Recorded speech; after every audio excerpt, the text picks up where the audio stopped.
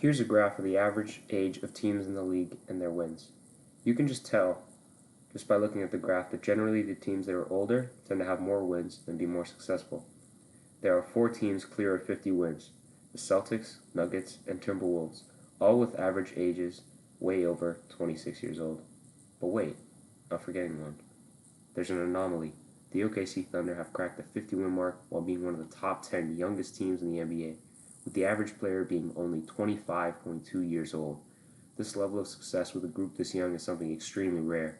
If you look at most teams around the average age of OKC, most of those teams are in the lottery.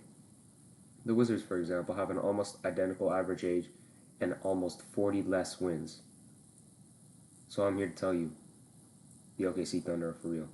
What's good, everybody? It's Clutch Hoops. We're talking about the OKC Thunder today.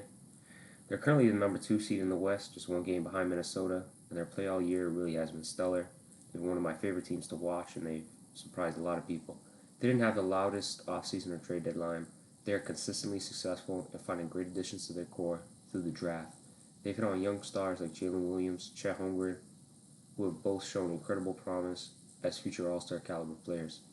They of course have SGA, who is already a superstar and was the best guard in the West, according to All-Star starter votes. They have Josh Giddey, who so far has not been maximizing their offense, but there's definitely something there with him. They have a defensive specialist in Lu Dort who gives them some perimeter play, as well as a bench squad with some quality young guys who play their roles very well, in Cason Wallace, Aaron Wiggins, and Isaiah Joe. But in this video, we're mostly going to talk about their top 3 core pieces in SGA, J-Dub, and Chet. I want to throw some numbers at you real quick. They're the league's 3rd ranked offense and the 5th best defense. And to put that into perspective, the only other team top 5 in both is the Boston Celtics, who have been extremely dominant this year, and many people consider a championship favorite. SGA, by far one of the best, if not the best, young guard in the league. Shea has absolutely rocketed into MVP conversation. In my opinion right now, it's Jokic, SGA, and Luka fighting for that MVP, and Shea's leading the league in steals, second in scoring, averaging 31 a game, with 5.5 boards and 6.5 assists. Not to mention his true shooting percentage is top 15 in the league, in a category mostly dominated by bigs. He's shooting 64.8% true shooting. He has been the number 1 option on one of, if not the best team records in the West, if they secure that number 1 seed, and I think they deserve for SGA to win the MVP. J-Dub, Jalen Williams. I've watched a lot of Jalen Williams this year, and I think he's taken a gigantic leap. I feel his fit alongside Shea has really just blossomed. He seems to find the spots on the floor where he can fill in and cut. He can bring you 19 a game, and he's done it on career-high efficiency from the field, 3 and free throws. I describe him as a bit of an unorthodox offensive player. He's part of a lot of screen actions, and he's been really adept as a cutter.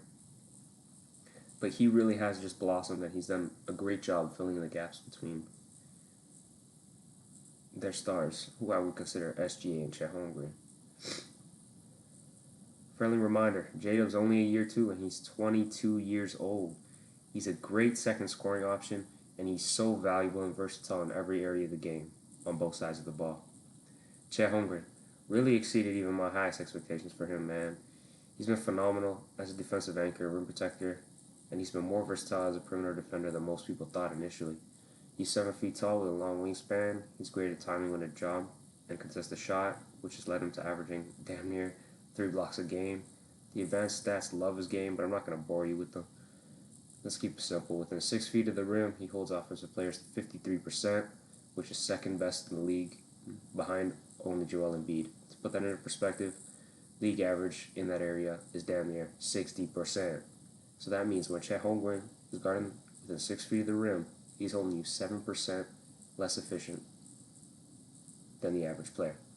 He's one of the better rim protectors and anchors in the NBA, and he's been the major reason the Thunder have had this much success. A lot of people called that he was going to be a big part of that OKC defense in the future, and I agreed upon it myself. I get surprised every year by dudes like this who really just anchor these teams. To give you more of an idea of what an impact he's had, the Thunder were 14th in defensive rating last year without Chet. He was injured in his rookie season, and they're 3rd in defensive rating this year with him. Not to mention, he's shooting damn near 40% from the 3-point line, which provides so much spacing. I'll spend a little bit more time on some more of those core guys. Casey Wallace out of Kentucky. I like the pick for them out of the draft this year, but it wasn't my favorite thing. I thought maybe they could go for another younger player, but I absolutely love what Casey Wallace has done for them so far. He shot the ball 40% from three, which is obviously an achievement, and it's been successful for him. He is a pest of an all-ball defender. He reminds me a bit of Pat Bev, honestly. And he's really sneaky valuable in a lot of different areas of the game. As a rebounder, he's also honestly impressed me as a low guard. And I think there's definitely something there to him for being a backup. Behind, obviously, SGA. The other dudes you got going on, you got Isaiah Joe coming off the bench, who has done a phenomenal job shooting the ball. Over 43%, I think. That's the last time I checked the season.